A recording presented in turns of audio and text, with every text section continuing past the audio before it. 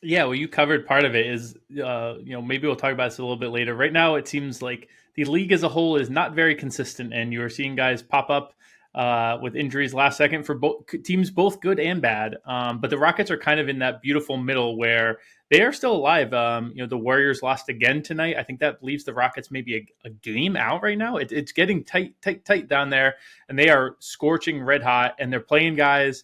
And it is, this is not to say they are better without Alperen Şengün, but it is to say that they have found something with these lineups, with him being out, and like you said, Jabari as well. You gave the numbers on the exacts there for the 8 straight and 10 of 11, ATS 11 of 12. And the last 6 of those all without Şengün, which I think some people, I think the market potentially is a little slow because the market thinks Şengün is excellent. He is a good player and assumed that it would have hurt them on the spread. They're the best team by far in cleaning the glass spread differential in the last 2 weeks. But they've been good all season by adjusted net rating. They're actually better than teams like the Lakers and the Heat.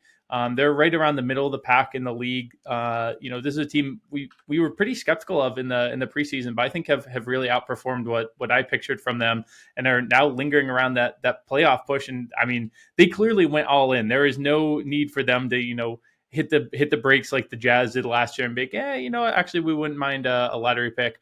They're going for it. So they've been great at home all season as well. They're 25-11 straight up, 25-10-1 against the spread, both best in the league this season at home.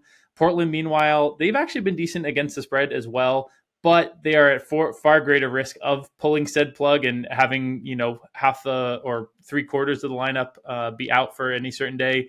Brogdon and Sharp remain out. Grant was declared doubtful. Eaton, Simons, and Thibault are all questionable. With a team like this, the questionable tag weighs a little bit heavier for me if there's just no real benefit to having them, play, to be honest, having them in the lineup. They're lined up for the fifth pick right now. They're 2 behind Charlotte for that 4th pick. We know that 4th pick that 4th worst record in the league is huge for getting in the potential for the number 1 pick there. So I think everything lines up. I think this number, I'm a little surprised. It opened 9.5 or 10 and even took a little bit money to Portland. Now seems to be coming back to Houston. I think that's the side of this to be on. But if you do like to kind of beat the market as well, I think this number is only going to get bigger based on injury reports and just as more people get around to betting on the Houston side of it.